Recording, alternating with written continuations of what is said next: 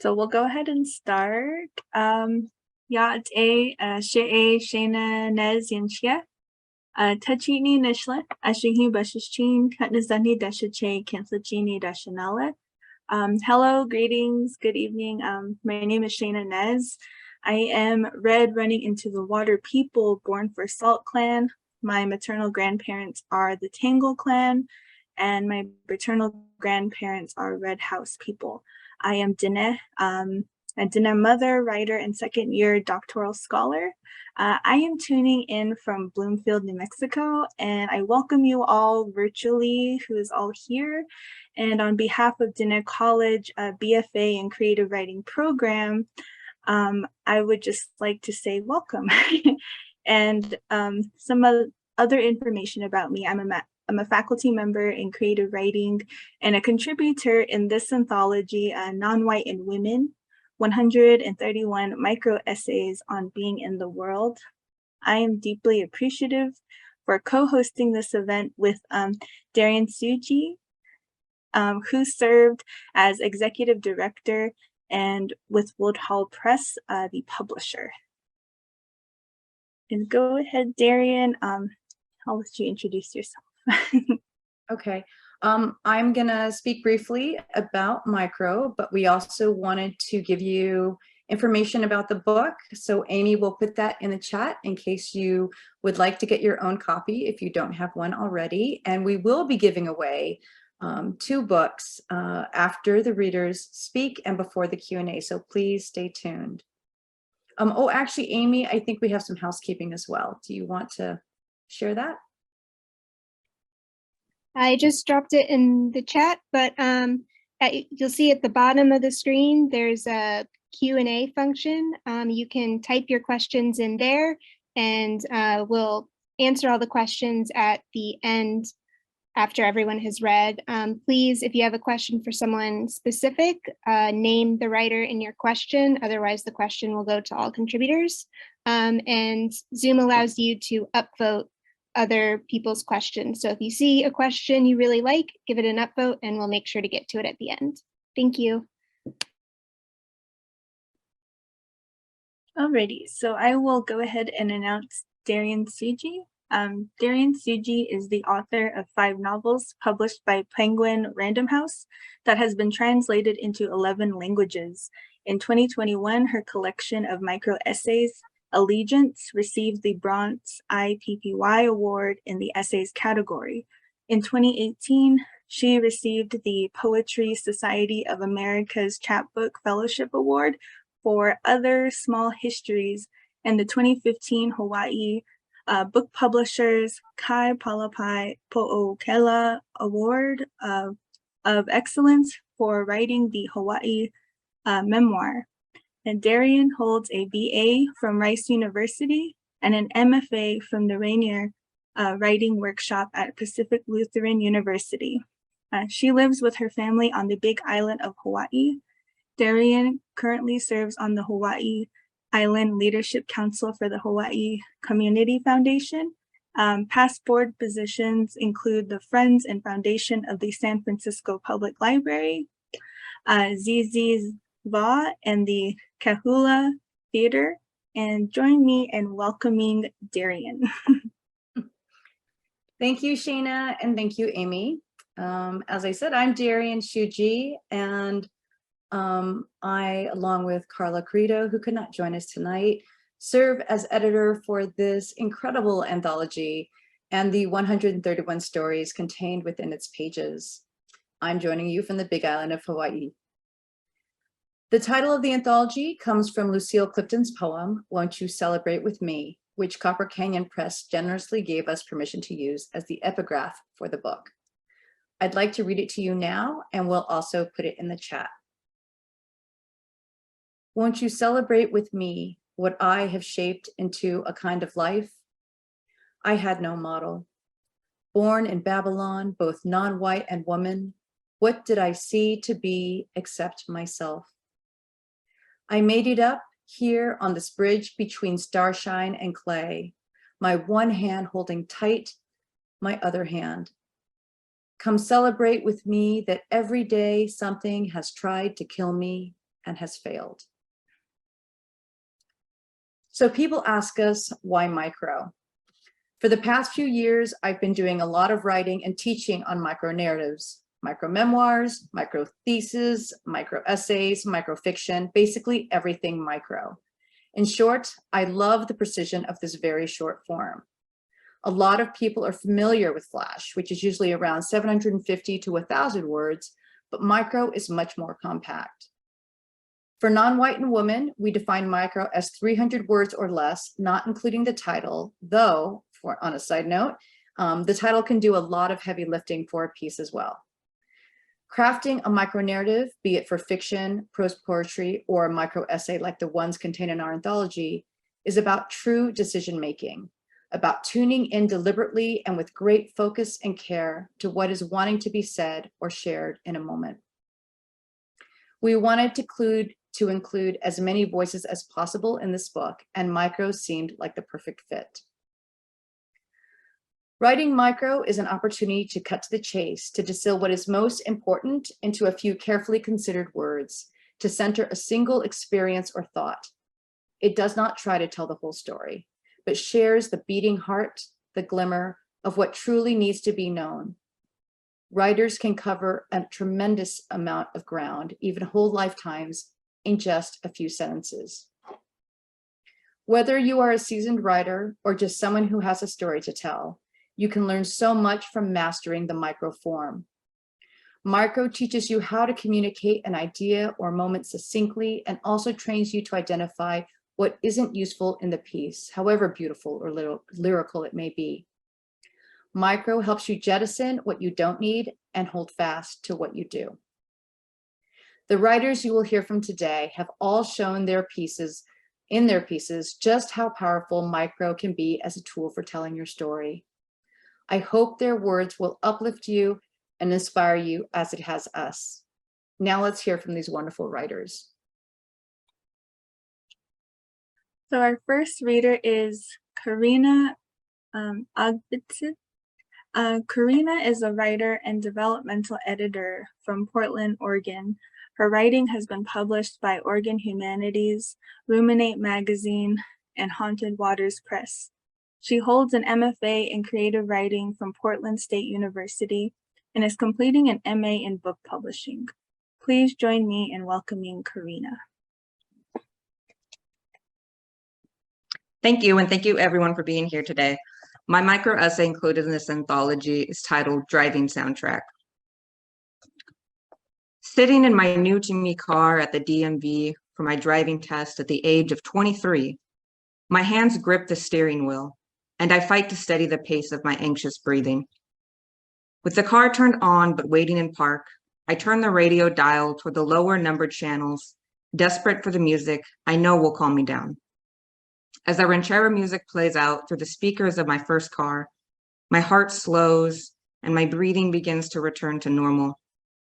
As the trumpets blare and the singer belts out his grito, I am reminded of the road trips my family would make from our small rural town into the city, the car speeding past fields of onions and potatoes and lettuce my family labored in for generations. My father insisted on playing the music on road trips, even though he barely spoke Spanish and the rest of us spoke even less. It would not be until I was nearly an adult that I made it a point to learn the language of my father's family. The driving test proctor knocks on the passenger door. I hurry to turn the music down, not out of shame or fear, but because I already know music is frowned on during the test. I still have my Ricky Martin concert tee on to comfort me during the next 30 minutes of controlled panic. In the years to come, the music that I never appreciated as a child, the music reserved only for road trips and barbecues with extended family, will be the soundtrack of my driving, my entertainment in standstill traffic, my comfort in dangerous driving conditions. It'll always be the route reminding me of home. Thank you.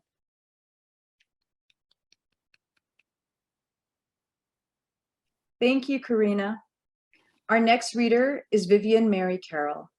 She is a Cherokee Nation citizen, holds both a BFA and MFA in creative writing from the Institute of American Indian Arts in Santa Fe. Her work appears in Yellow Medicine Review, Tribal College Journal, New Limestone Review, Rise Up Poetry Anthology, American River Literary Review, Sacramento Anthology 100 Poems, and is forthcoming in New Mexico Poetry Anthology Volume 1. She is one of 9 poets selected by the Taos Poet Laureate, Joshua Concha, whose work will be featured in his upcoming short film project. Please join me in welcoming Vivian. Hello, I am reading Unearthing Joy. Native children learn by example to be still and quiet when not at home. I learned from my mother. She treasured education. She named me after her favorite teacher and taught me to read and write. In 1954, when I eagerly climbed the steps of a yellow bus for my first day in kindergarten, I was unaware that non-white success caused resentment among the dominant population. The only brown-skinned child in class, I discovered my joy for learning was not appreciated. Jealous eyes followed as I left class to study arithmetic in an upper grade. Muttered comments from classmates didn't stick. Degrading criticisms that spat from the sour mouth of a bitter adult, the visiting art teacher, stung. I had pet rabbits, so I bubbled inside when handed a mimeographed Easter picture to color. I gave one rabbit round spots. Another was all black. The third rabbit, except for pink inside its ear, I left uncolored. You didn't finish, the teacher said loudly. Why can't you color like this? She shook a boy's paper at me with green, red, and purple rabbits. I screamed inside my head, my rabbit is white. Interpreting beats and rhythms with crayons while listening to Christmas music, my hand flowed with circles and squiggles. You're just making marks, the teacher huffed. Sinking into failure, I buried my art beneath angry red streaks. 60 years later, required to illustrate 2 stories for my BFA creative writing classes at the Institute of American Indian Arts, I hesitated, then splurged. I bought colored pencils, markers, watercolors, construction paper, embroidery floss, and glitter glue. Finally, in a safe, nurturing, native environment, I relearned the joy of art. Thank you. Thank you, Vivian. Our next reader is Samantha Chagoyan. Samantha is a writer, editor, and storyteller who geeks out on clever copy. As the author of a variety of children's fiction and nonfiction books, she is living out her nerdy childhood dream of getting paid to tell stories for a living. She earned a bachelor's degree in English from Humboldt State University, where she focuses her studies on multicultural literature and the Spanish language. Samantha lives in Southern California with her husband, Matt, and 2 dogs, Chloe and Charlie, who are all extremely good listeners to the tall tales she spins. Please join me in welcoming Samantha. Hi, everyone. I'm reading Mother Tongue. She sewed the family together. 3-piece suits and flamenco dancing dresses and Wizard of Oz costumes, all without patterns. She could copy any garment just by looking at the seams of something similar. Her opinions were plentiful and loudly expressed on everything from the plot lines of her favorite telenovelas to the new sinvergüenza girlfriend your son brought home. She refused to speak the language of this place. When her boys were younger and learning to speak English in their American elementary school, she tried to learn too, but they laughed at her mispronunciations and her thick accent. She never spoke English again. I didn't speak Spanish as a child, but on our Sunday visits, I could understand what she was trying to say.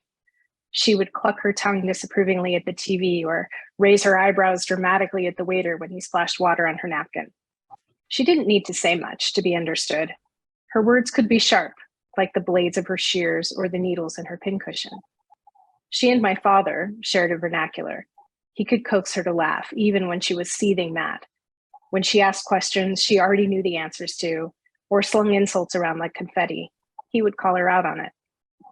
A thimble can protect the tender tips of fingers, but there is no shield from words that slice or prick. She held on to her mother tongue with pride. Whether her words stung or soothed, the clothes she made always fit us perfectly. made with love for those in her bloodline.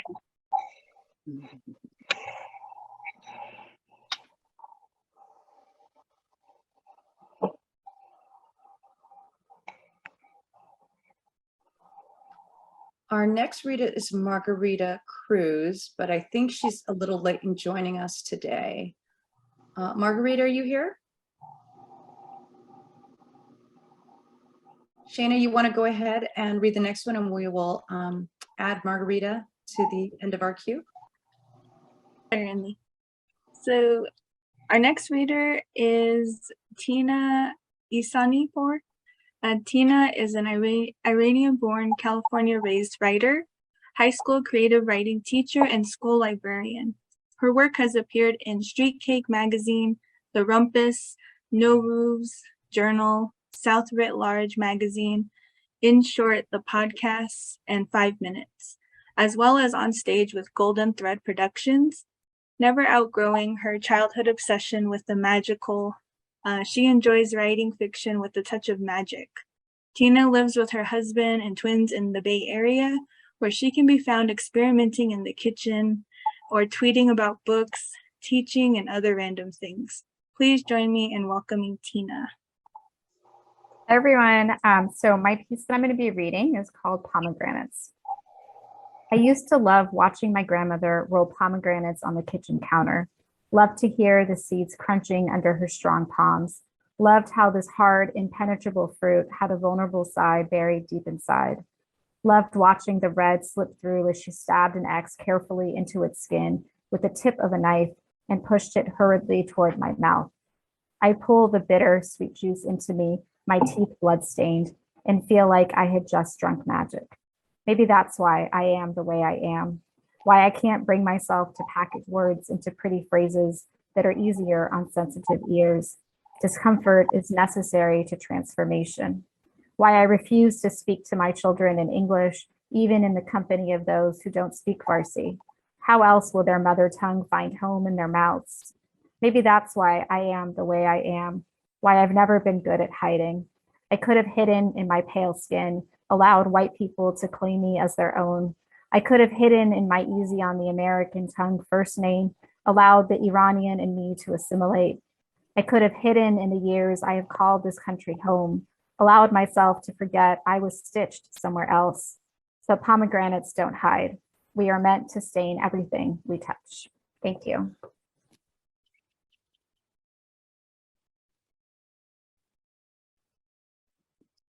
Thank you, Tina. Our next reader is Fatima Finney. Fatima is a serial goal setter, lover of new ideas, and imaginative thinker. She works as a mental health counselor and maintains a private practice serving BIPOC and young adults. As a facilitator consultant, Fatima coaches individuals and organizations striving to establish sustainable diversity, equity, and inclusion practices.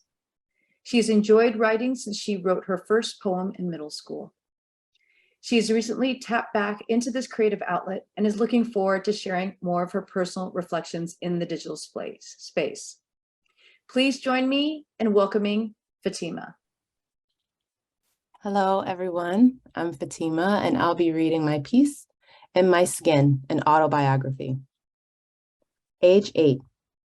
She knew that the warmth of the sun, if felt long enough, could darken her skin. And she knew this was something to avoid. Prayer must be followed with action, so she didn't just pray for lighter skin. She sat in the basement after school, hoping the chill of the cold, if felt long enough, could make her skin light. She was 8, and by that time she knew of an unspoken rule. Dark is bad, light is good, white is better. Age 16. She knew that having white skin was not an option, and she was surrounded by what she couldn't have daily. A Black girl on the white canvas of an all-girls prep school. The more she was around it, the more she despised it. Not the skin so much as the minds it cloaked. Minds intent on making her tongue, her dress, her existence the problem, though she knew her skin was the unspoken, intimidating target. Age 24. She knew a guy who loved her skin more than she did.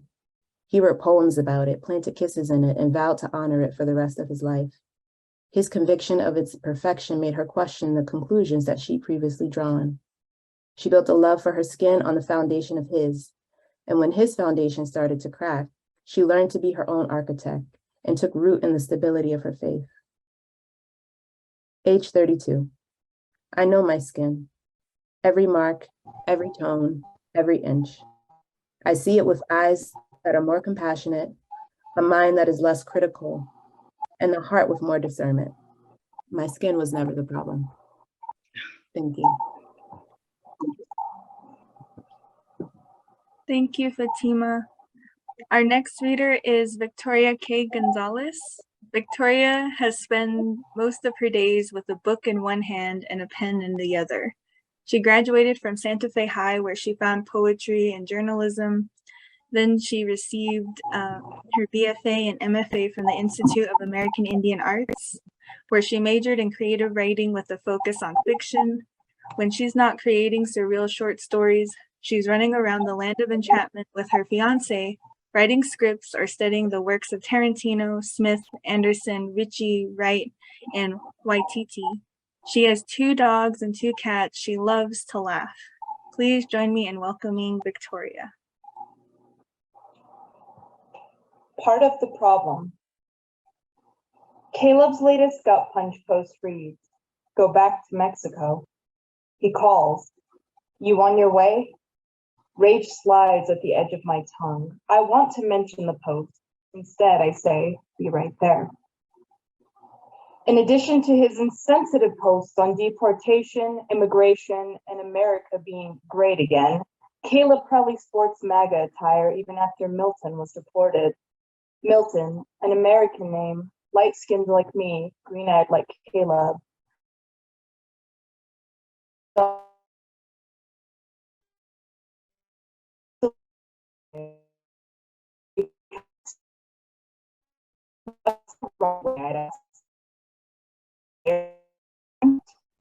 He looked at me with empty eyes. I know people who did it legally, so he can do it too. He just doesn't want to.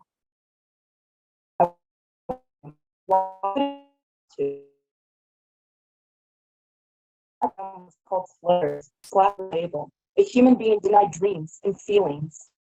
In defeat of his ignorance, as nothing, to keep the peace, to keep our years of friendship intact. Does silence make me a good person or part of the problem? At Jay's Strava, Caleb's car and Trump bumper stickers scream out like his post on my feed. I park in the empty lot beside him, overwhelmed with sensation. I spot his red jacket through the cafe windows, waiting in line. I sit in my car, thinking of Milton, my Aztec great-grandfather, and my strong Guatemalteco mothers, gathering courage, absorbing what little silence I have left. Thank you.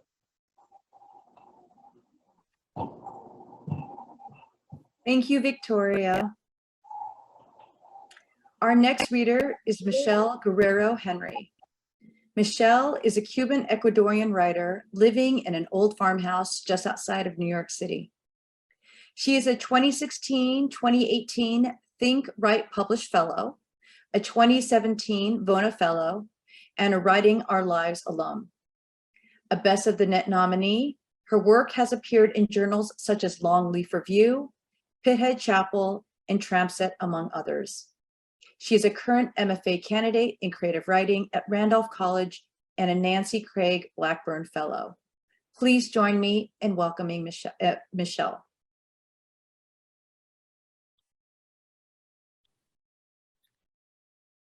Hi, everybody. I'm reading The Cartography of My Face after Chris Abani. 1. ¿De dónde eres? Hands pulling hard on my dark brown curly hair, blow dryer screaming in my ear. I was born here. Father's Cuban, mother's Ecuadorian. She shakes her head, accusing me of lying, repeating, "Tú no puedes ser hispana." The phrase lasts with each pull. Nervous, I explain family history as if to justify my face. When I pay, she tells me, "Tus facciones finas deben de ser del lado cubano." 2. Why does your mother have blonde hair?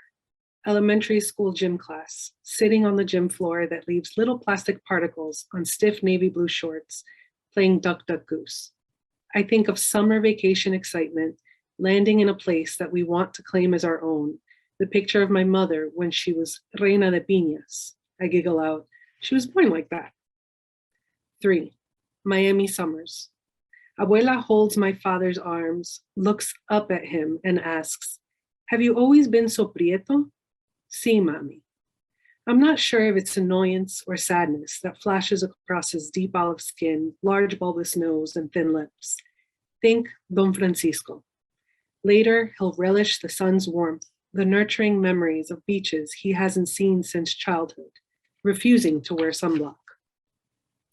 4, discomfort lodges in my chest, none of it clear.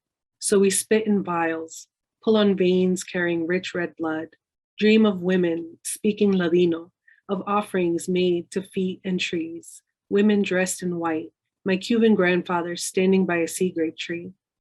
I dream of becoming water, of ships, of swimming in the dark. I travel around my body, land on large brown eyes framed by thick brown brows, full lips, an aquiline nose, and fall in love with the cartography of my face. Thank you. Thank you, Michelle. Our next reader is Samina Hadi Tabassum, is a professor at Erickson Institute in Chicago. Her first books of poems, Muslim Melancholia, 2017, was published by Red Mountain Press. She has published poems in East Lit Journal, Journal of Postcolonial Literature, Paper Cuts, Mosaic, Main Street Rag, Tin House, and Rickshaw, Asian American Creative Arts in Action. She has published short stories in New Orleans Review, Chicago Quarterly Review, and Louisville Review. Please join me in welcoming Samina. Thank you, everyone. I'm Samina Hadi Tabassum, and my piece is titled Hair/Bal. The old vacuum cleaner was not picking up all of the hair, so I began brooming the hardwood floors myself at night when everyone was asleep. I found coils of Yusuf's golden brown hair in his bedroom, under the sofa and near the kitchen table, where he took his daily medication for leukemia. He was still a child, and his hair had that soft flight as it landed into the dustpan. Then there was Najda's long, serpentine, dark black hair that was mostly in her bedroom, where she spent her high school days with the door closed, except at night. I remembered how thick her hair was as a child and the arguments we had each morning as I pressed coconut oil into its folds. Now she was a vegan and had stopped drinking milk and eating meat, and her hair had begun falling like leaves on an autumn morning. We thought she became a vegan to make her parents angry, because that is what adolescents do, just as I had smoked cigarettes as a teen to piss off my Indian parents. But your hair does not fall out if you smoke, and your parents can't always smell it on you if you wash your hands often and do your own laundry. Then there was my hair. I was the one making sure the children went to school on time, dressed for the day, washed themselves, and had lunches made before we headed out the door.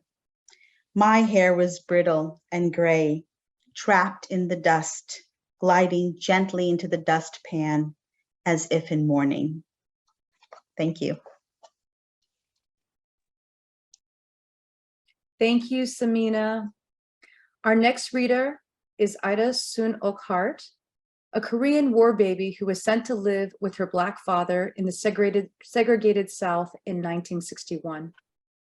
Her education includes a BA from Antioch College in Ohio and an MS in education from Mount St. Mary's in Los Angeles. She was a Writer's Digest competition winner in 2017, 2018, and 2019, with publications in 3 anthologies for women of color. Now a retired educator, she's working on her memoir. Her volunteer service is sponsoring and supporting women suffering from alcoholism and addiction. Please join me in welcoming Ida. Thank you, everyone, for being here. My name is Ida Sunok, and my memoir, this is a piece from my memoir, it's called Elegy. Daddy was buried beneath a blanket of unspoken words and unasked questions. I was 26, too early, too soon to know anything. His pristine headstone vanished among thousands in a national cemetery of overlooked Black heroes. I was lost in a maze of diagonal lines, blinding white in the symmetry, unlike the sloppy red slap of death. As a teenager, I found a secret cache of photos deep in the cryptic recess of Daddy's drawer. Photos that belied the stories told his American wife of me as a love child, born of a Korean prostitute. The frayed edges and the cracked lines of the picture exposed the times he tightly squeezed their memories. These were portraits of a woman loved, a child born, a sliver of family time together, and the cordite smell of falling bombs. And finally, the smoke of lies told to keep his American wife and familial peace. I stole his pictures and began to lie too. I became buried under the dirty warmth of white cocaine and cheap red wine. But at 38, I rose from this grave and discovered words to speak and questions to ask. I eventually found myself among burial mounds on a mountainside overlooking my childhood village of Sangok-dong in South Korea. Nestled below in the surreal green haze of trees was my former school building, the Sunglam Mixed Blood Children's Institute. Further below, the public school I couldn't attend. I was teaching English in a country that refused to educate me. I'd done TV shows, newspaper articles, phone calls, and letters, but couldn't find my mother. Oh, Ma, Mother, I came back for you, cried my heart. I felt her death in my soul as I hugged the burial mound. Graves keep their secrets, give no answers, and we live with unanswered questions. Thank you. Thank you, Ida. Our next reader is Rohalea Ibarra, the daughter of Mexican immigrants in Chihuahua. Rohalea holds a PhD in Spanish studies and enjoyed teaching about languages and literatures for 18 years. Ibarra has an eclectic research background that allowed her to code switch through various disciplines covering areas such as women's literary, political histories, and Mexican Latinx popular culture. Her recent work explores topics like toxic masculinity, meritocracy, motherhood, ancestral healing, folklore, and mental health awareness. Please join me in welcoming Rohalea. Thank you, Shaina. My name is Rohalea Lily Ibarra, and my piece is titled Érase una nariz superlativa. It was a superlative nose. Quevedo's poem has always fascinated me, not for its density and high culture, or even the chisme that he supposedly wrote it to his poet nemesis, Góngora, to point a pure-blooded Inquisition finger at him, but because in some peculiar way, I felt connected to the big-nosed cat in the poem. Sitting at a profile one time in front of my brother's computer, I see my dad and Tia walk by. My dad stares lovingly. Laughing, he says, "Qué bonita y narizona estás, mija." How pretty and big nose you are, mija. She adds that it didn't much matter since I was the last born, the sobras. The joke in the family, I had inherited my nose from the Talancones or the Gutierrezes because it matched my Uncle Narito's physiognomy. A passing observation, and then it cut skin deep. never quite matched up to my mother and older sister's collected tiny noses. Not the kind of chatas that the norteño ballads croon about. Those pretty white girl noses. I did make it to Spain, studying abroad. Damn, did I confuse the fuck out of the Catalanes. Mystified by my cheap Mediterranean look and gringofied telenovela Mexican Spanish. I could not tell them I was a Chicana, so I settled on Mexican. That way they could fix me in their cultural consciousness while looking down on me from their noses. If I kept quiet and dressed the part, I almost belonged. Thank you.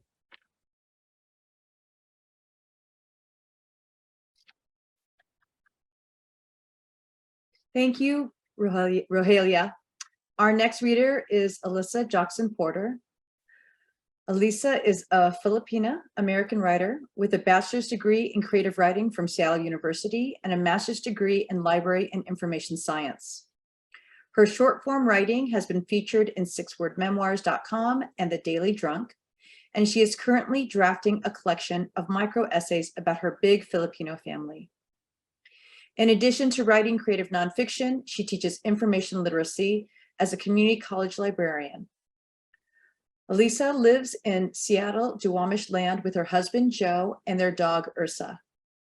Please join me in welcoming Alyssa. Hi, everyone. I'm Alyssa, and I'll be reading my piece, Collector's Item.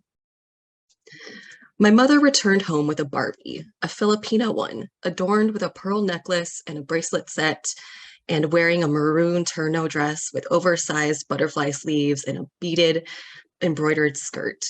This Barbie was not available in the US and was part of a limited series designed specifically for Mattel's Philippine market in the mid-1990s.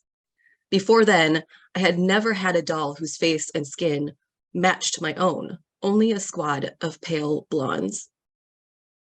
I took this brown Barbie out of her package, already planning to release her ponytail and brush out her dark curls, and to replace her elaborate gown with a floral bikini or a bedazzled denim jacket or a ballerina's tutu, to take her for a ride down the hallway in a white Ferrari convertible, just her size.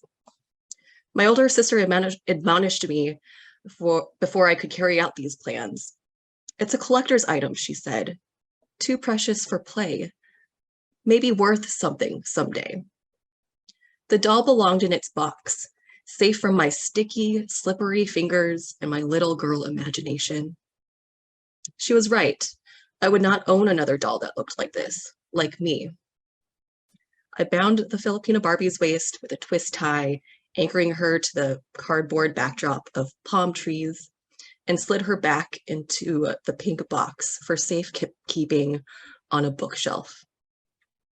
Years later, I still look at her through the box's plastic window and wonder what it would have been like if I had given her a name. Thank you.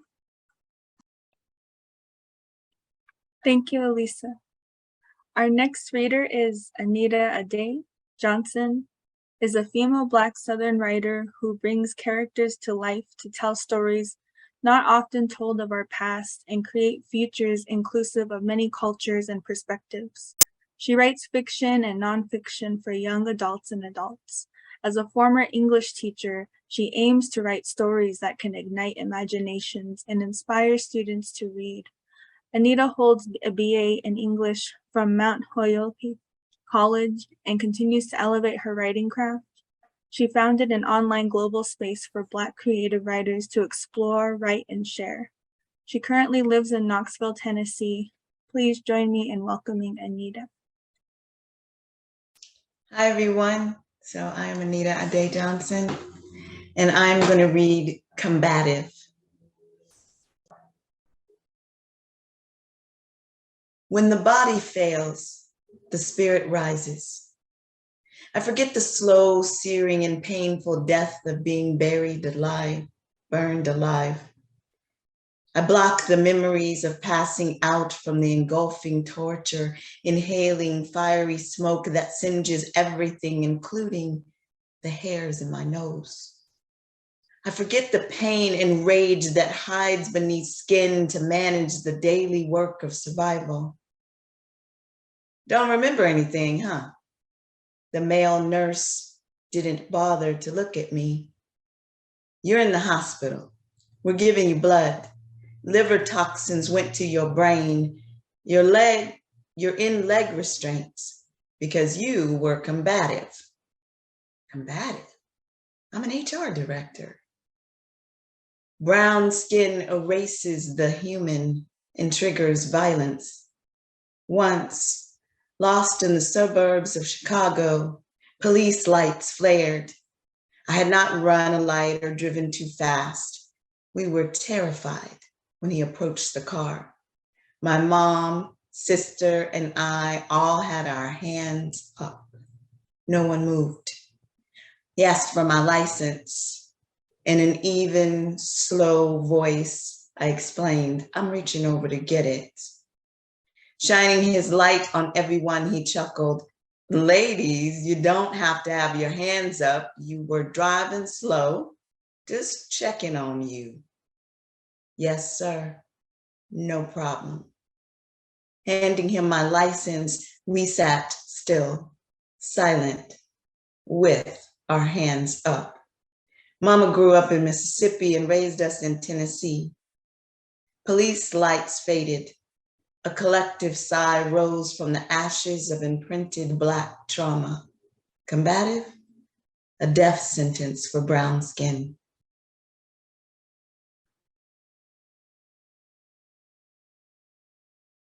Thank you, Anita. Our next reader is Sabina Ibarra. Sabina is a Pashtun-American Muslim writer, a recent San Francisco State University graduate with an MFA in creative writing with distinguished honors. Her poems are published in EO Literary Magazine, Show Us Your Papers, a book about being othered in America, and other publications. A chapter from her upcoming novel, Poppy Flower, can be found in the anthology called Taboos and Transgression, Madville Publishing 2021. She is the recipient of the Joe Brainerd Creative Writing Fellowship, the Wilner Award in Short Fiction, and took first place in the Martha's Vineyard Vision Fellowship. She resides in Northern California with her husband, 2 children, 5 hens, and 4 rabbits. Please join me in welcoming Sabina. Thank you so much. My story is called Hues of Mama. Mama is a brilliant splash of pomegranate juice on white cloth. When Mama went out with her bright clothes and sadar, she stood tall, not shying away from curious, hostile glances. Mama had long, thick, black hair. Her partu kameez were always crisp and she wore sandals to match. When I was 5, I wore elaborate dresses, parading around the house. They looked for ways to get the red stain out. Once, in 2nd grade, as she cleaned the cake blood out of my hair, Mama told me to stand up for myself and hit Brian back. I cringed, no. Did your mom steal our drapes? He had yelled. The kids laughed, even those I called friends. I looked at Mama's hot pink sadar framing her beautiful face and decided not to tell her. Maybe bleach would make her fade away. When we went hiking, a young man asked how many goats Mama wanted in exchange for me. Mama cursed with words she told me never to use and said she would kill him in a voice that dripped with blood. He dashed away, never looking back. She gets more vibrant with each wash. They call me terrorist, I said. Are you a terrorist? She cut okra in perfect uniform discs. I don't know what that is. Well then, who cares? Mama handed over her knife. I cut the rest. The tint is what she is known for. When I was 12, Mama made me a partu kameez to wear to school. I ended up in a fight because James called me a camel jockey. The principal was sympathetic. I expected a lecture when I got home, but Mama asked me to pray and do my homework. I look for pomegranates to color my world. With my chin lifted, I sit tall. Thank you. Thank you, Sabina. Our next reader is Kalihua Kim. Is a poet living in the Seattle area. Born of Hawaiian, Chinese, Filipino, and Portuguese descent, Her multicultural background and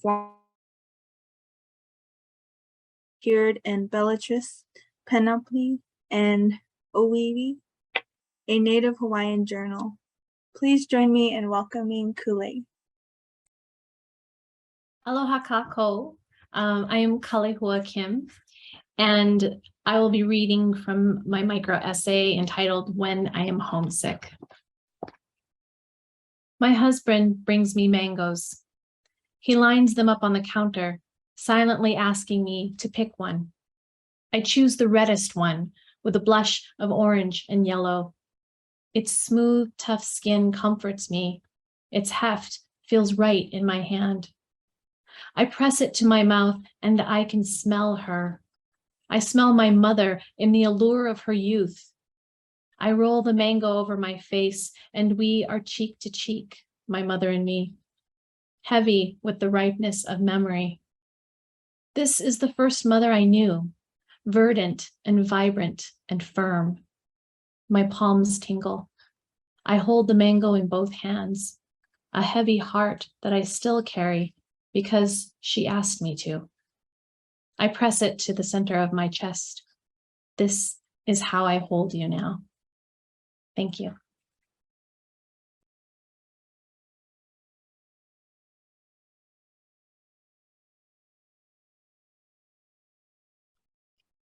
Thank you, Kale.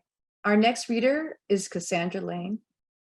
Cassandra, is author of We Are Bridges, a memoir by Feminist Press, winner of the Louise Meriwether First Book Prize, and editor-in-chief of LA Parent Magazine. Her storytelling has appeared in various publications, including Writers Resist, the New York Times Conception Series, Entropy, and The Millions. Please join me in welcoming Cassandra. Awesome. Thank you, Darien. Hi, everyone. I'm so excited to be a part of this beautiful book. Thank you for birthing it into the world. So this is an excerpt from We Are Bridges, which was published last year by the Feminist Press.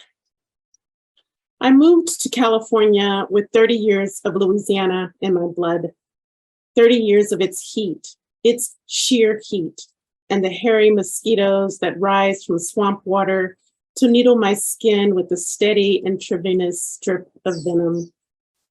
I am at one with that climate's oppressiveness. My bones need marrow-deep heat. My skin expects humidity as thick as velvet. I have skin designed to take in the sun and hold it forever.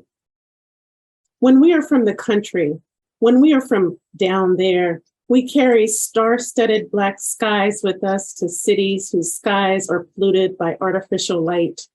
We bring the creaking of floorboards, the thwack of splitting wood, the circus surround sound of cicadas and crickets.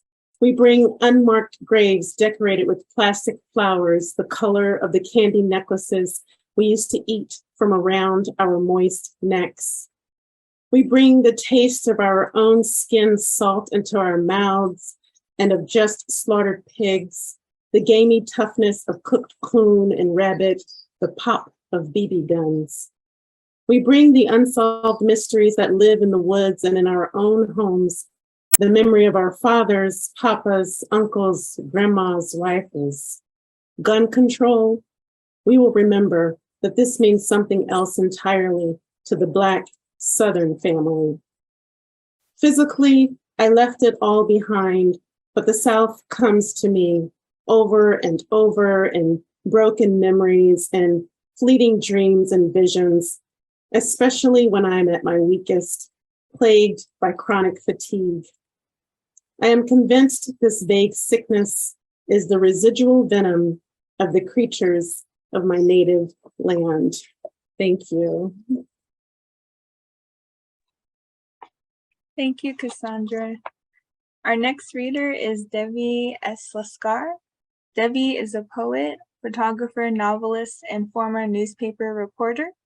Her debut novel, The Atlas of Reds and Blues, won the Asian Pacific American Award for Literature and the Crooks Corner Book Prize. The Washington Post named her novel one of the 50 best books of 2019. A native of Chapel Hill, North Carolina, Lascar now lives in California with her family. Please join me in welcoming Debbie. Hi, everyone. Thank you so much for including me, and thank you so much and congratulations, Darien. This book is gorgeous. I'm so excited to be part of it. I am reading my poem, Girl as Map. I am not an island exchanged for a few drops of turquoise the size of a woman's tears. I am not your subject. You are not my king. I refuse to be the object of your fears in your blue rectangle world, a universe that holds a white bird at its center. As for cautionary tale for your ivory tower friends, I'm here to stay. I'm more than dark myth. I'm a legend, a subcontinent no longer hidden. You cannot measure me in inches or with a color-coded key. I'm scarred. Sun, I bleed every evening as I set, but I rise every morning no matter what. Thank you.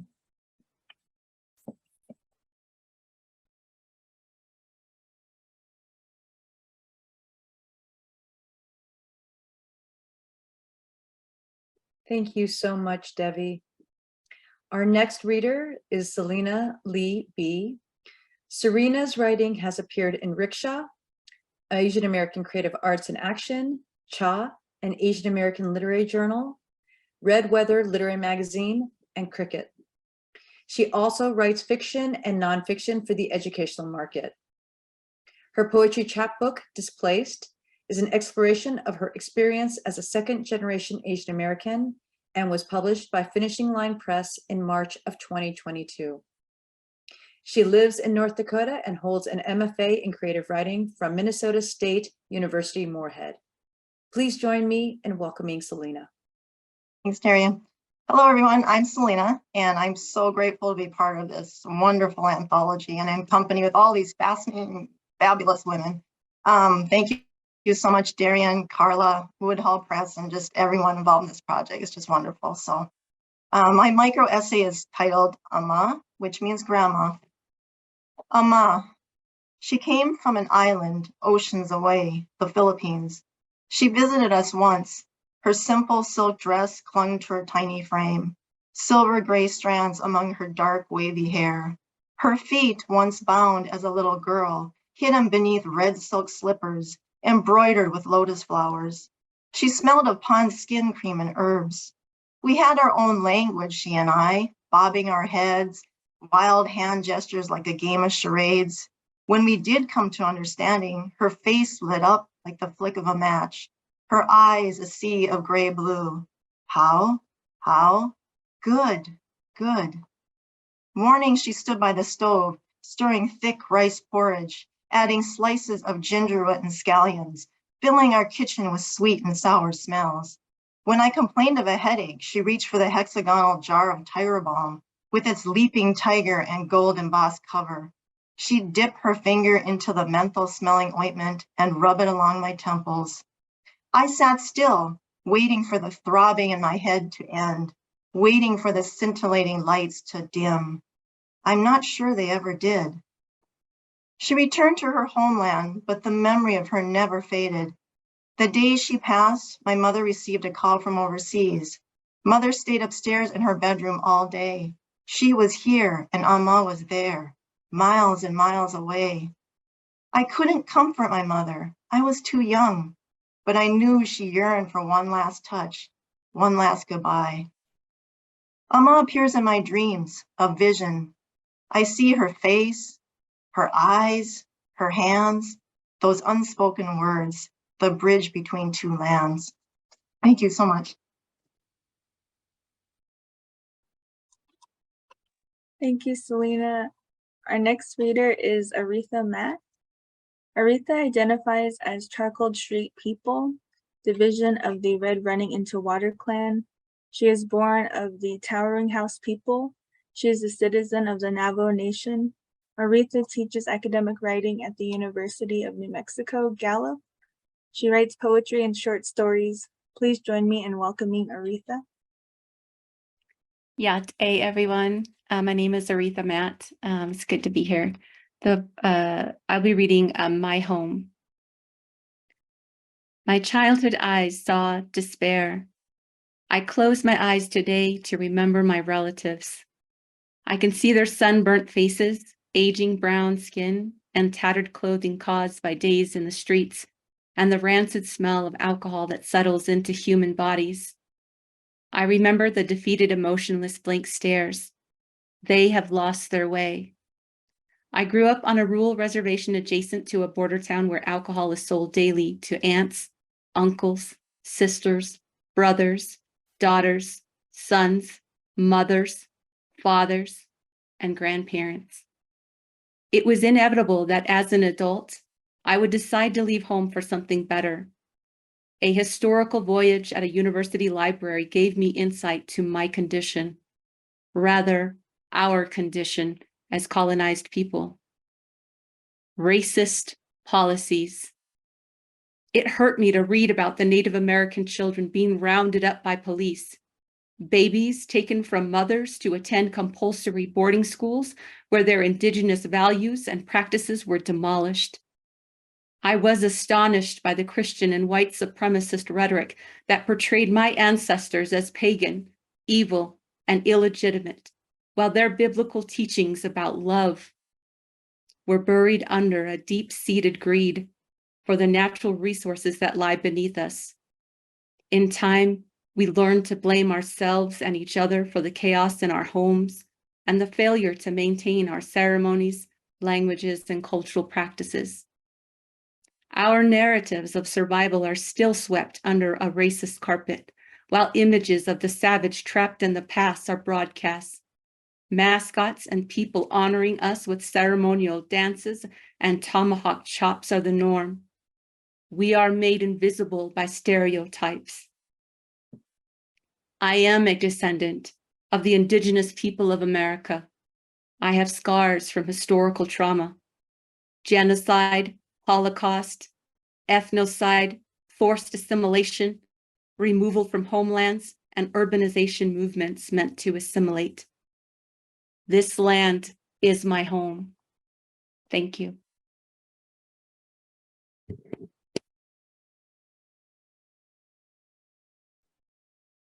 Thank you, Aretha. Our next reader is Donna Musculo.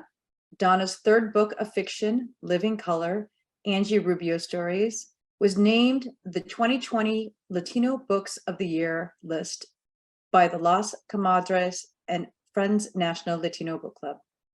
Her story collection, Hola and Goodbye, winner of the Doris Bachwin Award for Writing by a Woman, won an Independent Publishers Award for Best Regional Fiction and an International Latino Book Award for Best Latino Focused Fiction. She's also author of the novel When the De La Cruz Family Danced, which poet Rick Barrett called intricate, tender, and elegantly written, a necessary novel for our times. Please join me in welcoming Donna. Hi, the title of this piece is Brown.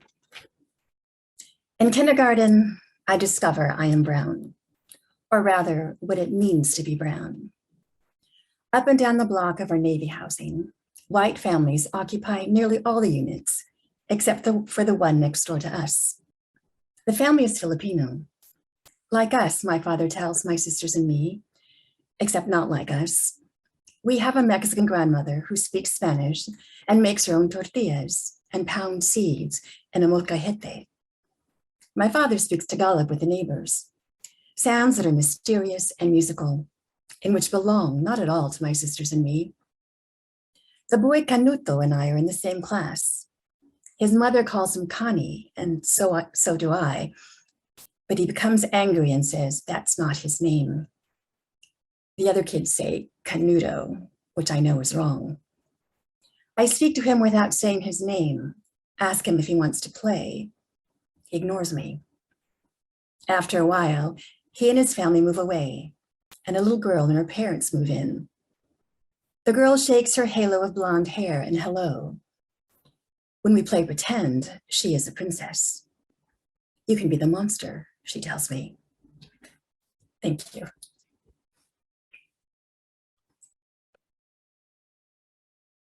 Thank you, Donna. Our next reader is Shaina A. Nez. Shaina is a Dene writer. She is Tachini, born for Ashihi. Nez received her MFA in creative writing from the Institute of American Indian Arts. She is a member of Sad Be Hojo, Dene Writers Collective. Nez serves as a BFA program coordinator at Dene College in Sali, Arizona. Her work has appeared in the Massachusetts Review, Tribal College Journal, and elsewhere. She was a 2020 Eliza So Fellowship finalist and is currently a 2021 Desert Nights Fellowship recipient from the Virginia C. Piper Center for Creative Writing at Arizona State University. She lives in Bloomfield, New Mexico. Please join me in welcoming Shaina. Thank you, Darien. I just realized my bio is so outdated. But thank you. So I'm going to read this piece called Hazah, which in my language means space. So I'll go ahead and start. Go Hazah. Color within the white space, I say to my 3-year-old daughter. Haley is coloring a turkey. Her left hand holds the brown crayon with coordination, using her alatso benachide do alanez to work together. She spots the blank area and glides with the paraffin gently. At age 2, her circular motions wild, scribbling past, unaware of the lines and rules. Her motor and cognitive skills complement her process. I continue to guide her. We glue cutouts of her handprints in colors, flitso, flitso, do chi for the turkey feathers. She eagerly moves and spreads her hand across the blank page for me to trace. At the end of it, she takes the pencil from me and traces my hand. Tlachiko Hazah. It is 2 weeks before Thanksgiving. I wasn't scheduled to stay with her, but it's short-lived. 2020 is short-lived. We try to make the best of our days, creative projects, Head Start routines, and co-parenting. I stopped watching the news about COVID-19, death tolls, and Donald Trump. My days weren't meant to be spent in turmoil and mental devastation. I had to be whole for my daughter. She reads my energies well. If I sighed in a bit of frustration, whatever it is in her hand, she drops and walks away. I do my best creating the necessary spaces for her, our canon. Debeth Cheogo has on. My daughter will know the holiday sham. Astant sui e denedo belagana belin. Her space is invaded on both fronts. Her image reflects privilege while her thoughts battle oppression. Brave, she says. She is not white. She is not #something else. I discipline my thoughts and watch the brown crayon take up spaces. 2020 will soon come to a close. Hope is not something for us to wait on. Thank you. Thank you, Shaina. Our next reader is Joan Obra. Joan is a Filipina-American coffee producer and writer. She's a partner in Rusty's Hawaiian, a coffee farm, mill, and roastery on Hawaii Island, which is called also one of the world's most celebrated farms by the New York Times. Obra wrote Coffee Processing, an Artisan's Perspective for Coffee, a Comprehensive Guide to the Bean, the Beverage, and the Industry, published by Rowman and Littlefield, 2013. Before joining her family's coffee farm, Obra was an award-winning journalist covering food for the Fresno Bee in Fresno, California. Joan holds a master's degree from the UC Berkeley Graduate School of Journalism. Please join me in welcoming Joan. Hello, everyone. Most people in the United States call me Joan, and my Filipino elders also call me Joan. I'm really grateful to be here in community with you all today and just listen to how alive everybody's pieces are. I'm going to be reading my essay called A Language Lost. And then we were alone. Warm air weighed on my grandma as she sank into her chair. It's a good thing she didn't go on the tour of our coffee farm. The sun would have been too much for her. She let go of her cane and motioned to the rice winnowing basket. I bought that bilao in the Philippines, Neneng, she said. Unroasted coffee beans rested on its bamboo slats. We've been hand sorting Hawaiian coffee on this bilao for years. Yes, Nanay, I said, I know. Nanay and Neneng, grandmother and granddaughter, when was the last time we'd been by ourselves without relatives to translate? All seemed well as we chatted in Tagalog and English, the national and colonial languages of the Philippines, woven like bamboo in our bilao. Nanay traced our family's path to the United States. First to arrive, my father, whose chemistry degree earned him a green card. Then my mother, who reunited with him months later. They brought over my grandparents. Then came my aunts, uncles, and cousins. Suddenly, Nanay switched to Ilocano, my family's ancestral tongue. A river of words flowed from her mouth. I listened intently, jumping from one familiar word to the next, but the river surged and soon I flailed against meaningless sounds. Sorry po, Nanay, pero hindi ko maintindihan, I said. Can you tell me in English and Tagalog instead? Nanay smiled and shook her head. It is very difficult for me, Nineng. She slid back into Ilocano. In that moment, I envied my immigrant cousins. They'd arrived whole in this country, with fluency in English and 2 Philippine languages. But me, I'm the first in my family born in America. Straddling 2 cultures, I'm left with pieces of conversations, always longing to belong. Thank you. Thank you, Jill. Our next reader is Preeti Parikh. Preeti is an Indian American poet and essayist with a past educational background in medicine and a recent MFA from the Rainier Writing Workshop. She is currently at work on a full-length poetry collection.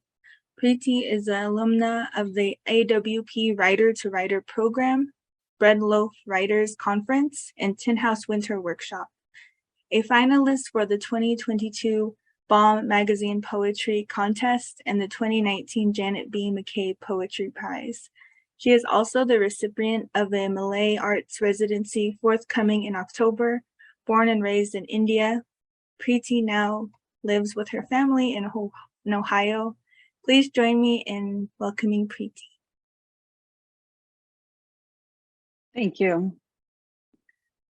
Manifesto for the Dreamland. Henceforth, I decree, no wife, daughter, sister, or mother shall be the sole burden bearer of virtue, the crown jewel of the family's honor. When I say burden, I mean the burden of being pure, being decorous, the burden of always, always being good. Woman shall no more cart the load of honor on her head, like some lissom belle carrying an earthen pot, brimming over with water she filled from the river of her mother's womb, and then walked back, balancing it along the dusty roads of her life's village, safeguarding in that fragile vessel water that quenches her daughter's thirsts, water that one day will wash her body, swathed in white as it lays dead on a mud floor, awaiting the soul's departure. From here on out, a girl's modesty is not a prize awarded to the most eligible suitor, not a treasure saved up and donated in Kanyadan. Woman's purity was never tempted.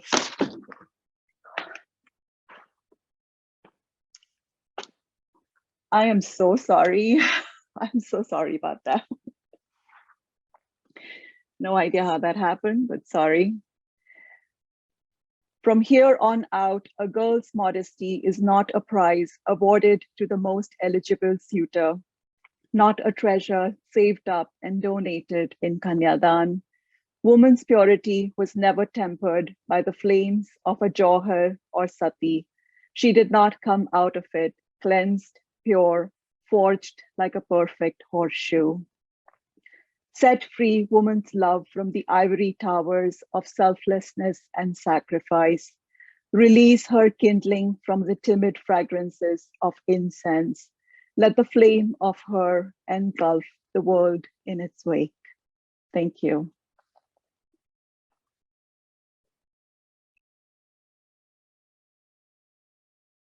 Thank you, Preeti.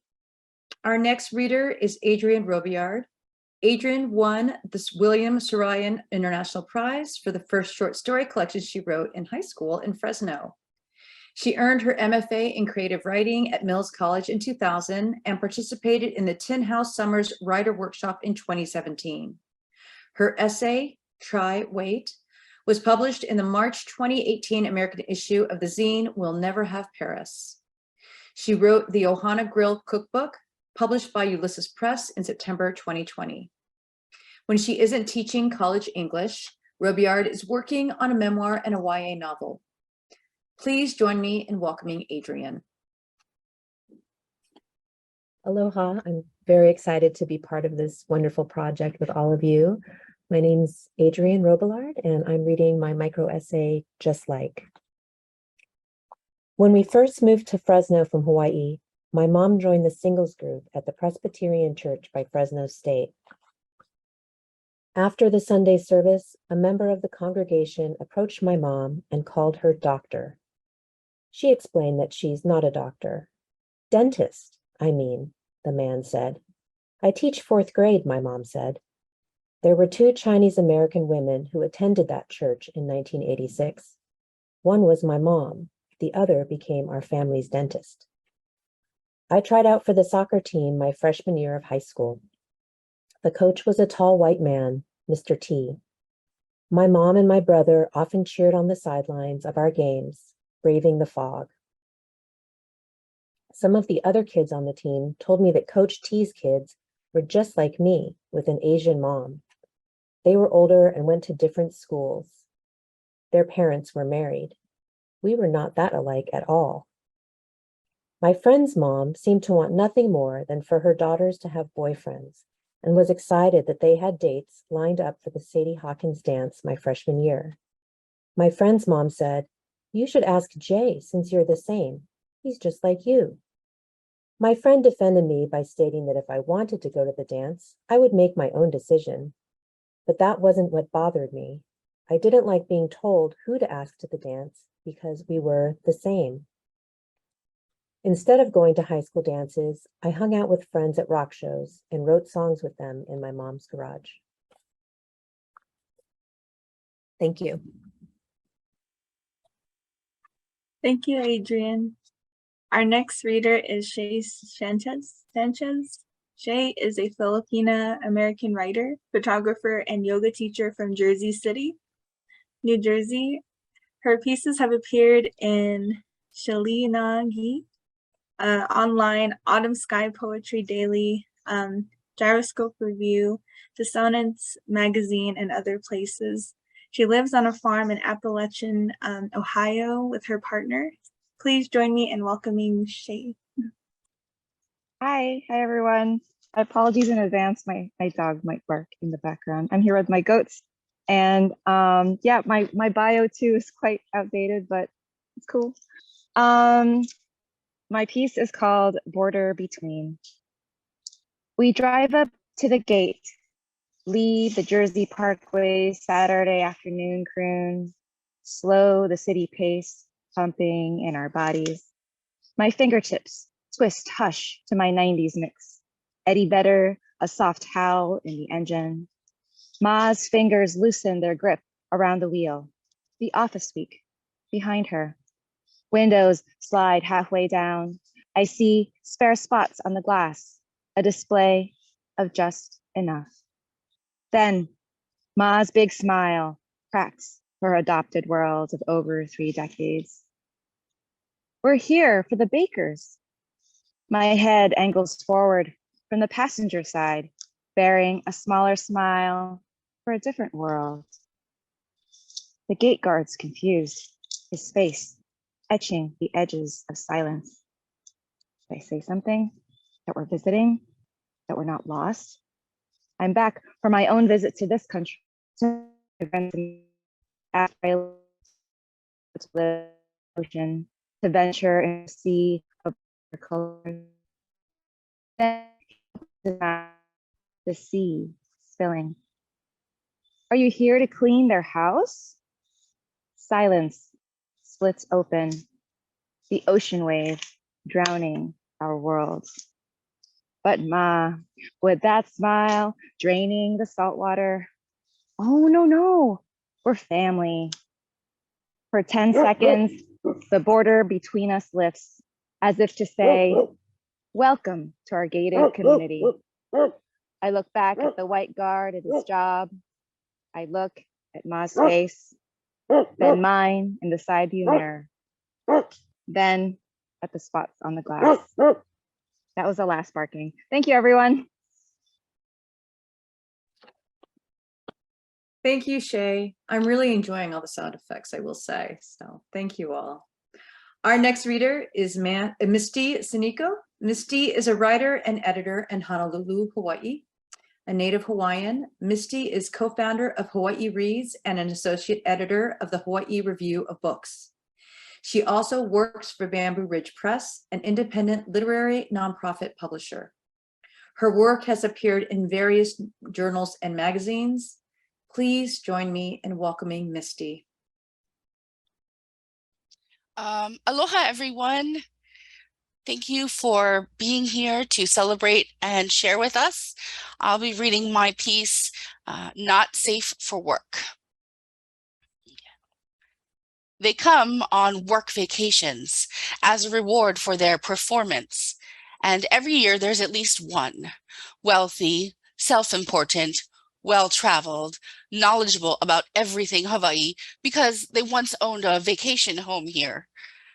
The orientation and management of visiting executives falls under miscellaneous duties as assigned. Aloha, I will be your liaison during your detail for the next month. I say under a mountain of kukui nut lei and welcome baskets. Welcome to the Honolulu office. I'm happy to help you with anything you need. But these men take liberties and presume too much. They fill up empty spaces with opinions and the sound of their voices. You have such a pleasing complexion, not so dark. Are you native? Excuse me? A native, you know, indigenous. I want to shout. I am Kanaka Maoli. I am Kapua a Lihue, a child of Oahu, daughter of stormy Palolo Valley and the rolling Ewa Plains, baptized by rains and blessed by winds. I am sand and bone. I am La'i and Ilima, kupu fern, and the kokio flowers that my father picks every morning to adorn my hair. I am all these things and more. Instead, if you're asking whether I'm of Native Hawaiian descent, then yes. You speak very well, though, so intelligent and charming. I want to stomp my feet, pound my thighs, gnash my teeth, stick out my tongue and growl. Just adorable. You know, my son would love you. How fun would it be to have an exotic daughter-in-law? My friends would get such a kick if I brought you home. I'd be a hostile souvenir, but I'm happy to recommend items more appropriate for a man of your caliber and class, I say. How about a set of shot glasses or a bottle opener in the shape of a flip-flop? Thank you. Thank you, Misty. Our next reader is Elizabeth Su. Elizabeth is a mixed Chinese-American writer, founder of Monday Vibes newsletter, and a creator of The Adventure Tarot, a road trip-inspired tarot deck celebrating the AAPI experience, forthcoming from Andrews McNeil. Following a decade in Silicon Valley, Elizabeth earned her master's degree in clinical psychology from Columbia University, where she studied burnout and perfectionism. She's written for and been featured in numerous media outlets, including The Zoe Report, Talkspace, Pop Sugar, Create and Cultivate, Bustle, and her site, and Authority magazine, among others. Elizabeth is all about helping women learn to love themselves, imperfections and all. Please join me in welcoming Elizabeth. Hi, everyone. I'm so happy to be here. I'll be reading my piece, Back to the Roots. When I'm 21, I visit China for the first time. Everyone wants to take their picture with me. A tall, pale, vaguely Chinese-looking woman who can't speak the language and sports sneakers. A photo op too good to pass up. My husband, who is full Chinese, thinks this is hilarious. I'm jealous he can, at the very least, hack his way through a dim sum order with his broken Cantonese. I can't even pronounce my own family name as we ask for directions to the compound where my grandmother grew up. It's famous, the locals tell us, news that never made it across the Pacific. I stare in awe at the hordes of people lining up to look at a picture of my grandmother. No one would guess that the alien standing next to them is her granddaughter. Thank you.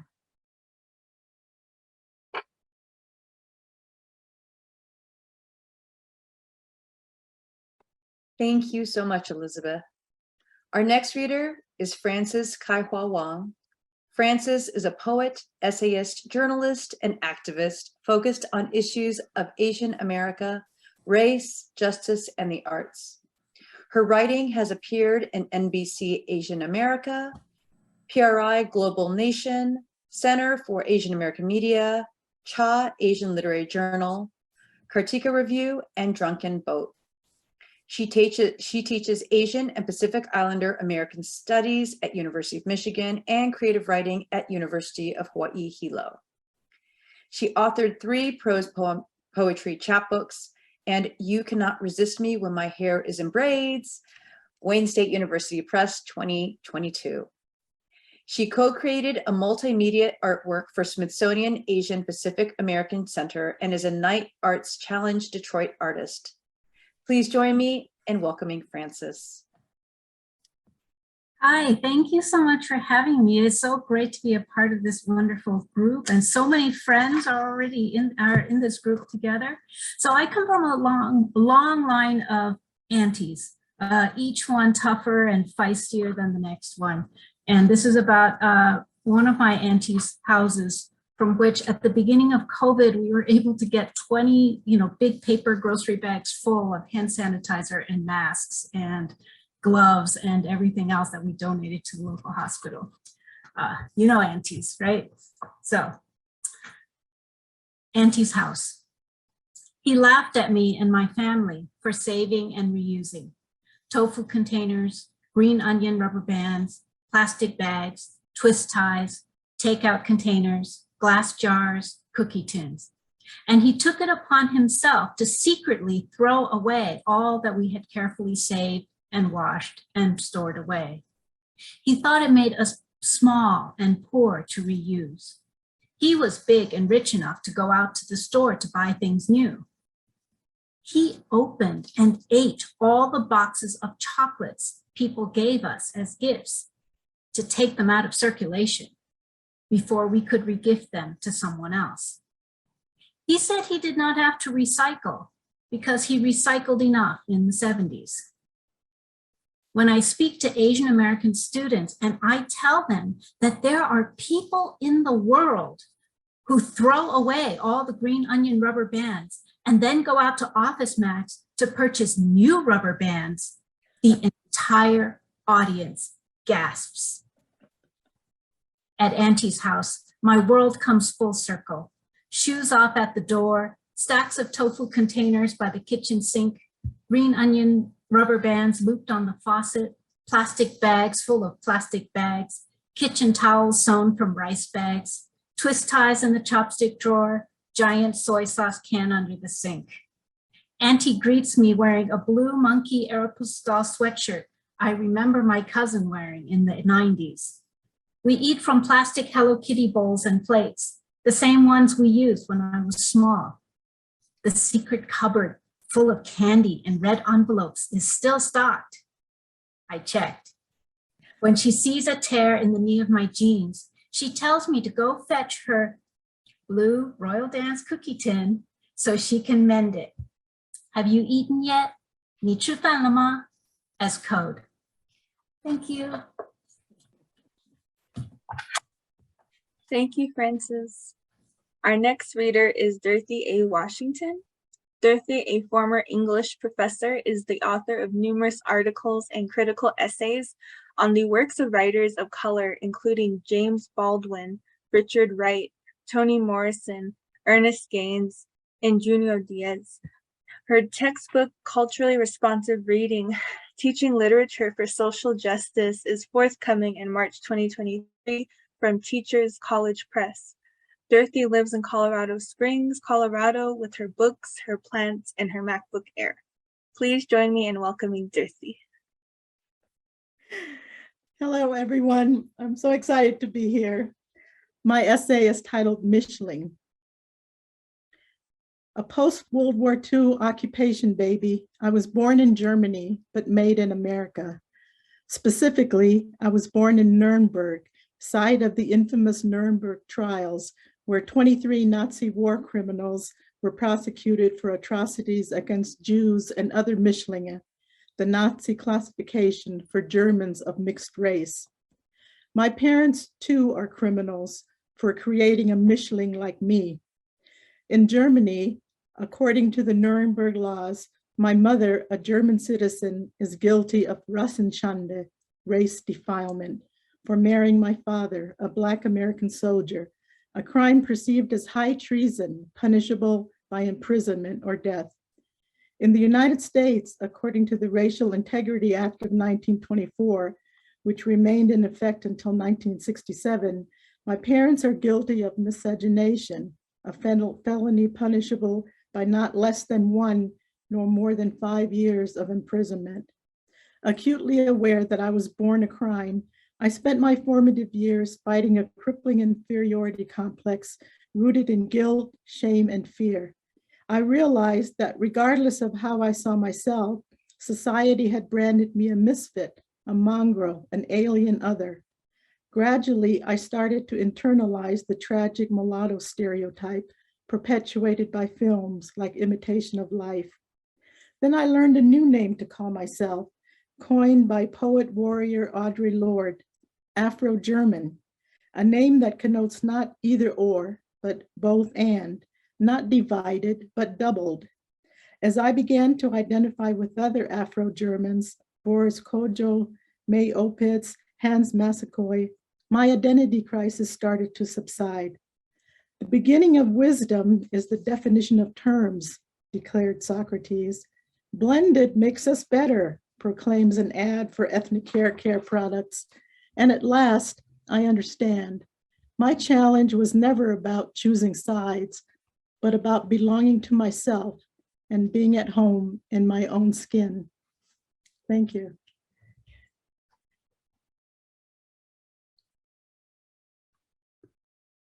Thank you, Dorothy.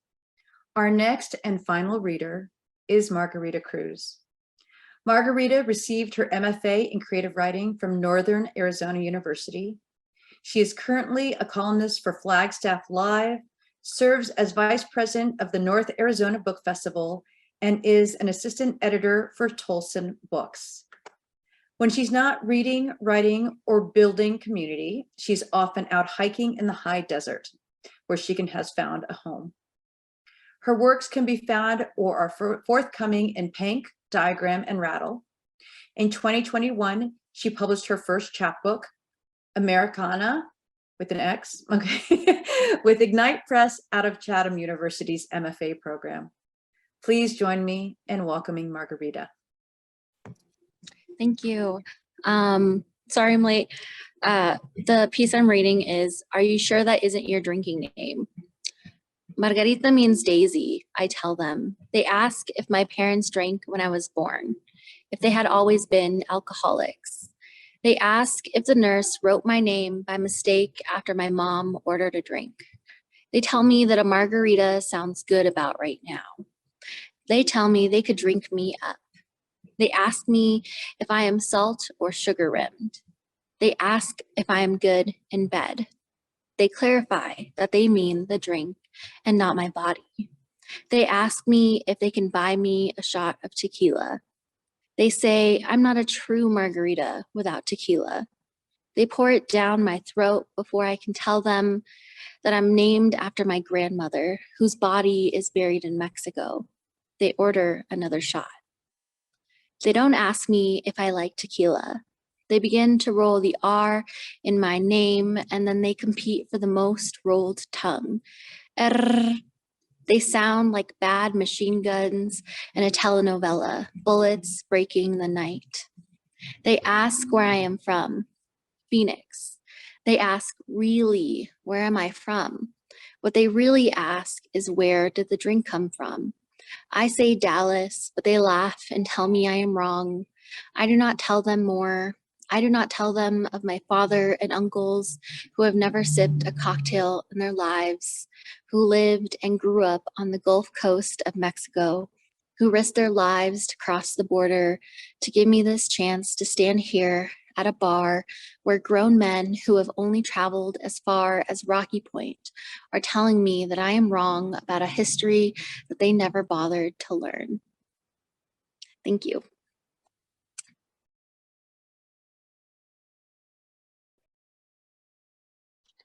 Thank you, authors, for sharing all of these wonderful micro essays from the anthology. We will now move into the question and answer portion of the reading. But before we begin, we'll do our first drawing for a copy of Non-White and Women. If your name is drawn, please private message Amy with your address, NWW Amy Bauer. And Amy, do you have a name for our first winner? Judith F. So Judith Flory, yes. So go ahead and private message Amy with your address. And right now, please feel free to add some questions in the chat. And remember to specify if there's any author in particular that the question is for. And we'll also have questions that were submitted in advance.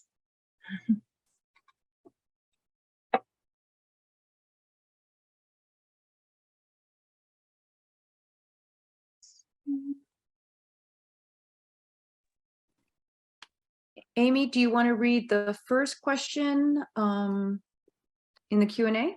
Yeah, so we had a question about the flash fiction form. So I think this is directed to all the contributors, so whoever wants to jump in. How does flash fiction help you tell your stories? Does it make it easier? Are you sometimes frustrated you can't write more? Or is this just a question of less is more?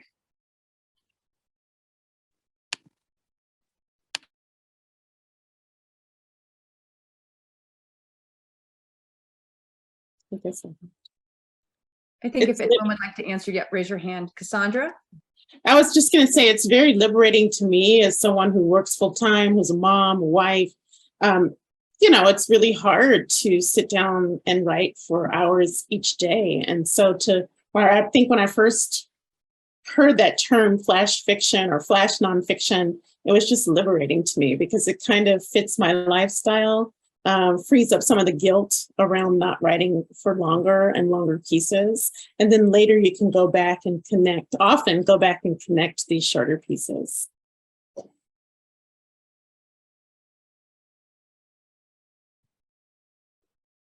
Great, thank you. Does anyone else have anything they'd like to add?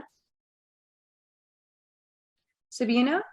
Yeah, what I was going to say is that I tend to overwrite and kind of veer away from what I'm supposed to write. And the constraints help me stay focused and really focus on one image and distill it and, and then present it on the paper and in the words that mean the most to me. Great, thank you. Does anyone else have anything they'd like to add? Ida? Oh, maybe we still have you. Yeah. There you go. I love the distillation of a lot of words into concrete, small, tight prose. And I love the purity that brings, where we string together selected images to tell a story, and present an idea or a theme. So I like writing this. I really enjoyed writing it, and I plan to do some more, because you're taking the essence of something and distilling it down to its purest form. Thanks. Thank you, Ida. I'd like to piggyback off of this and just ask the authors how they find this, because everybody's written multi-genre across the board. And how do you find the revision process works for you when you're working in this particular form in micro? If anyone has anything they'd like to share with us about that.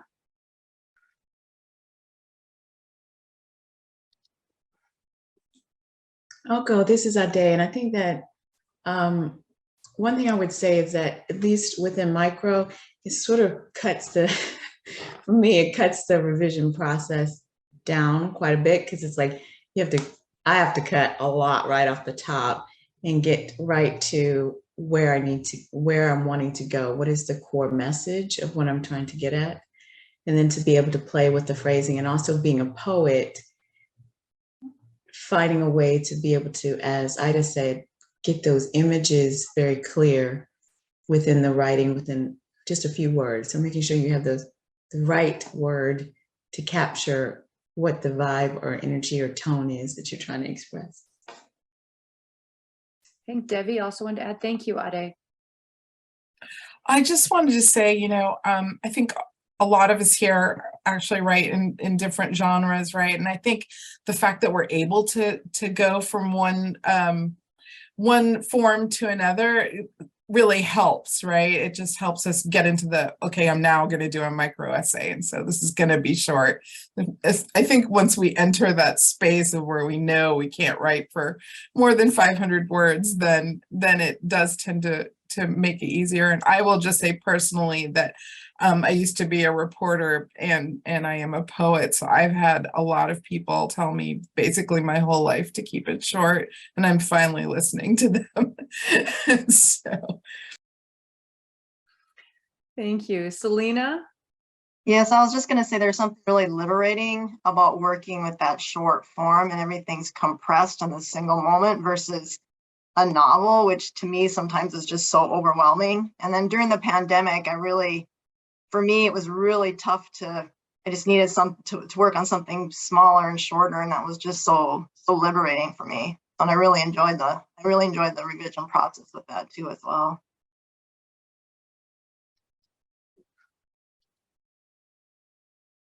No, I just missed it. Oh, Frances. Hi, when I used to write for NBC Asian America, and when I was there, my assignment was to write 4 200-word reported articles a week, and it's an art form. I think I always think shorter is better, and because you're much more able to edit, right? You're able to focus in and edit a lot more. And my good friend and mentor Tom Peake up in Volcano on Big Island, he told me there's some expression, some famous person said, I can't remember who said it, but he said, "Sorry, this is so long. I didn't have time to make it shorter." And I think that's really apropos. Great, thank you. Misty? I feel like the micro work is the best of both poetry and prose because it has brevity, but without having to worry so much about form, because sometimes poetry can be daunting. So it's a good marriage of both of those in being able to express yourself. Great, thank you. Shaina. Well, when I first started this micro essay that I read, I felt like the process was a bit different. For me, it made me really realize, and again, since I was talking about COVID in that sense, it reminded me of a new process too. So I am piggyback off of another comment that was made similar. And when I incorporated the Nebazad, it was really a chance for me to really go back to the language that my family and my ancestors speak. So it was different in a process to where I could section off each of these three spaces, you know, with Diné language. And the fact that I wrote it out primarily in English as well, I think to me it just kind of resembled, you know, where I'm coming from and where I'm hoping my daughter is going to be within that process too. And then just kind of foretelling. I think it was a really unique process in doing that. So I think to piggyback off of that, I think one of the wonderful things about micro is it's also a little bit less intimidating. So if you have a story to tell, especially if it's a difficult story, micro might be the way in. And it's a way to ensure that the story and the words do get down instead of being kind of pushed aside because the thought of trying to tackle it as a large essay or a large memoir is so overwhelming that you just don't write it all. And so micro can be a way that you get down what's most important, which I think is really one of the amazing things about this process. I'd like to pivot because we still have a little bit of time and would love to hear from our authors about where they find inspiration. If anyone would like to jump in on that, we'd love to hear where you find your stories.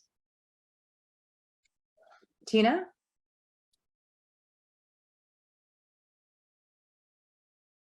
Tina, you're muted. Sorry about that. I would say a lot of my inspiration comes from my family. Like a lot of my writing is about my grandparents. And like I heard a lot of those themes in people's micros, so that was really cool. And I would also say my students, high school students are amazing and they always inspire me because they come up with all these cool ideas. And so it inspires me to kind of dig deeper and think about, you know, what are the stories that I want to share with other people.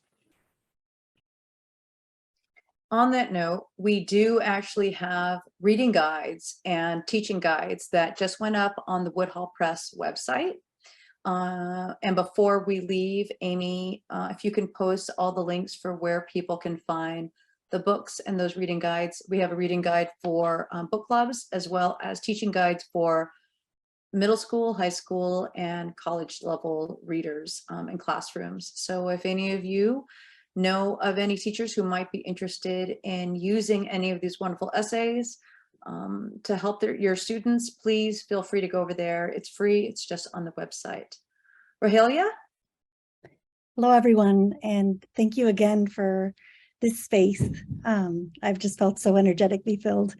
Where I find inspiration, I think at the intersection of stories, the way that I came into creative nonfiction writing, I'm very new to it.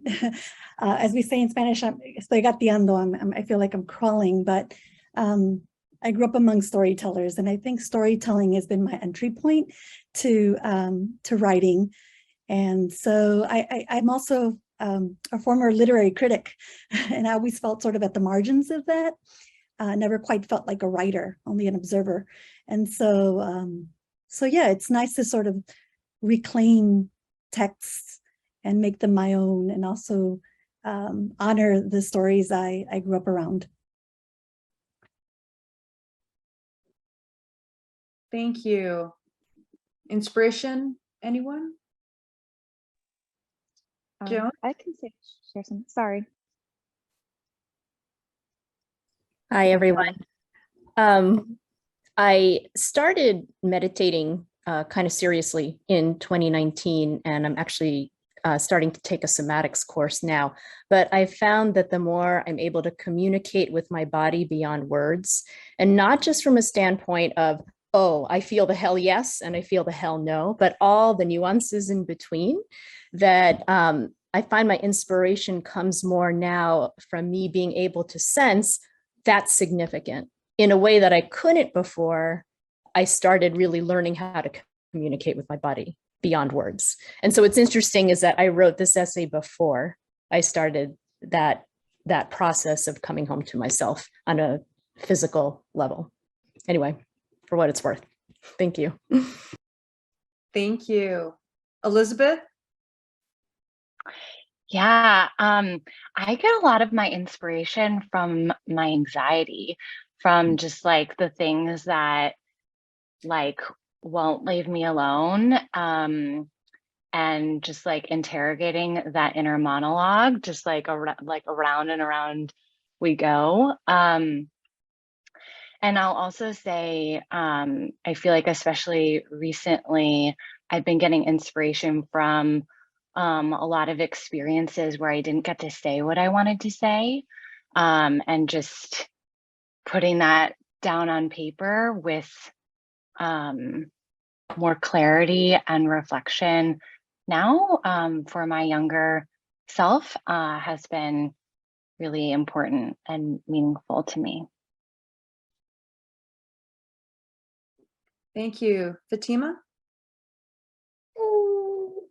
For this particular piece, my inspiration came from, hold on, honey. My inspiration came from a question that I had posed to me about what's my racial story. And it was the first time that I had that question. Like, I was very much aware of my race. I was very much aware of racism, but this idea of like my relationship with all of those things evolving over time was a curiosity for me. And so I just sat and thought about that and thought about the different stages of being a young Black girl to being the woman that I am and how that had changed over time. So that was my inspiration for this piece. Thank you, Fatima. Durdi, would you like to let us know where you get your inspiration from? Yes, for me, my background, I've done primarily academic writing, and I've been writing critical essays and things like that, but somehow they always tie into race, culture, and identity. And so writing this essay, it was really my first foray into expressing my personal views versus going through the lens of literature. And someone I think it was Joan, mentioned meditation. And I too have been meditating for several years now. And I'm just amazed how my writing, my academic research, and now finally this way of expressing myself through a personal essay, it's all kind of coming together. So I'm so happy to be part of this group. And it's just been wonderful. So thank you all again. Shay, we'd love to hear from you. Sure, thank you. Waiting for my dog to not bark. I was gonna just say, like, all the answers, I echo them because I think inspiration's everywhere, but in particular, I guess just to add to that is contrast. I think the experience of wherever we are in our lives from now until, compared with the past, or even whether it's far past or just yesterday, just being able to attune ourselves to the different contrasts from like our body now to before. Like, for example, with my illness, I feel like returning to the body, just like, my goodness, I'm sorry, I forgot her name. Fellow Filipino. Just thinking about that and comparing myself to where I am now to where I was before, and being grateful and tapping into those little spaces. Thank you. Now they're barking.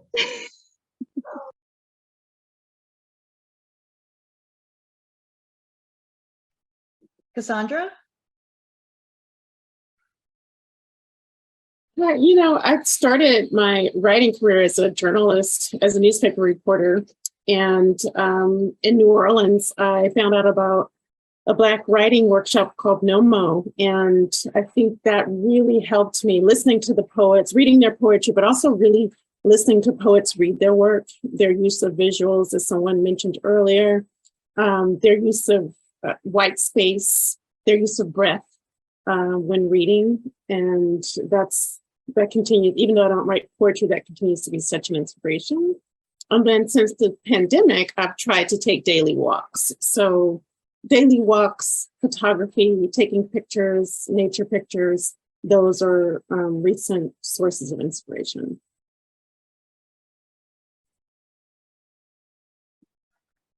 Wonderful, thank you. Ade?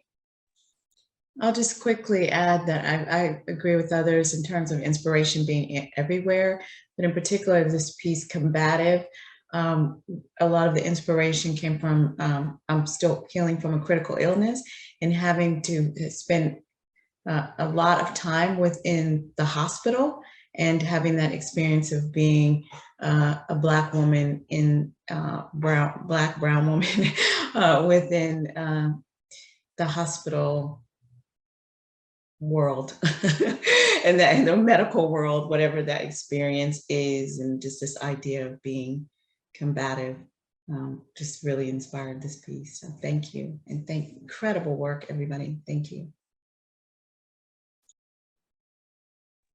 Aretha and then Samina, and then we'll pull our last winner for the drawing. Aretha? So I think that I'm always inspired to write about maybe people who I feel like have been silenced or made invisible. I really feel like I want to bring color and life to maybe what we don't like to talk about. And so I try to bring, color to that and create those images in our mind so that we can think of, those who have been invisible. I think there was a time in my life where I felt invisible and silenced. And so when I found that through writing, it was really empowering. And so that's sort of where I draw that inspiration now, is I want to give voice to the voiceless and visuals, to those who are invisible. So this is actually my first micro essay too, so I really enjoyed it, and this is awesome to be with you all. And I will definitely write more of the micro essays. Yeah. Thank you. Thank you. And Samina? I want to say mine was inspired by Sandra Cisneros' book, Pelitos, a Chicago native here. For me, it's reading other women of color, right? Lucille Clifton, Toni Morrison, Octavia Butler, and just this collective space right here. How often do women of color get together and talk about their literature? I'm here in Oak Park also with Lily, and we have a writing group called Banyan, which is for Asian American authors. And we all just get together as often as we can to have that space where we can read each other's work. But I think growing up in a Muslim Indian household, collective female spaces were so strong, where you heard your grandmothers and aunts and mothers all talking and gossiping, and that collective space is really important.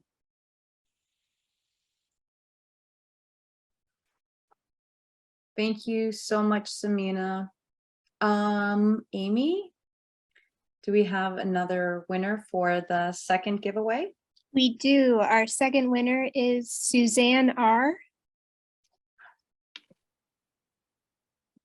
Suzanne, if you are still here, please send a message to Amy.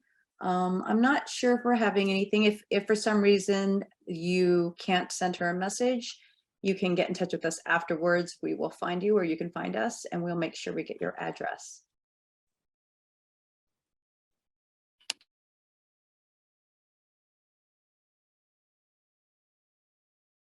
I just wanted to say again, thank you all authors for reading.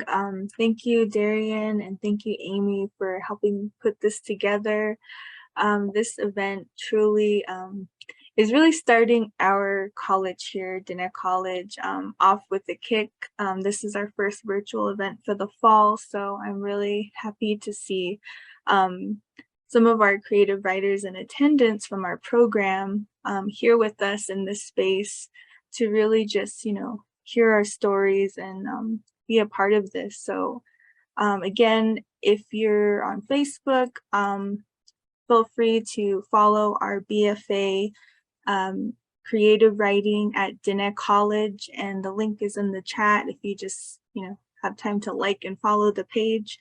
Again, I want to thank everyone for just being here, taking the time out to, truly immerse yourself into these stories and listening to all of these. These were just so powerful. Again, it just really took my breath away with what has been shared. And Darien, I don't know if you wanted to add anything along with that. just that we're really grateful for everybody who joined us this evening, for all of these truly wonderful and talented writers that I've gotten to know through their words. I am truly honored. And I feel like any space that gives us an opportunity to share our stories and share our voices and can provide us with new tools on how to do that is a wonderful space. So thank you all for joining us this evening. Have a good evening, Thank everyone. you, Darien and Shaina, for hosting this. Did we take a picture? Welcome. Thank you. Can we take a picture? Thank you. Yeah, let's take a picture. Can we take a screenshot? Yes. Someone to take a, get your books, everyone. Otherwise, this never happened. Everyone, get your books Ancient up. Chinese tradition. Don't put You it have to down take yet. a photo. It never happened. Put your books up, please. Okay, hold on. Put your books up. Hold on. I'll have to I don't know how I can do this. Enough to do it. Let me see. Okay, I can't do it with two hands. Hold on. I'll do one more picture. Everyone smile. It's too dark where I am. Oh. Thank you, everyone. And thank you, everyone who joined us today. It was a pleasure. Thank you. Thank you all. Bye. Thank you. Thanks, everyone.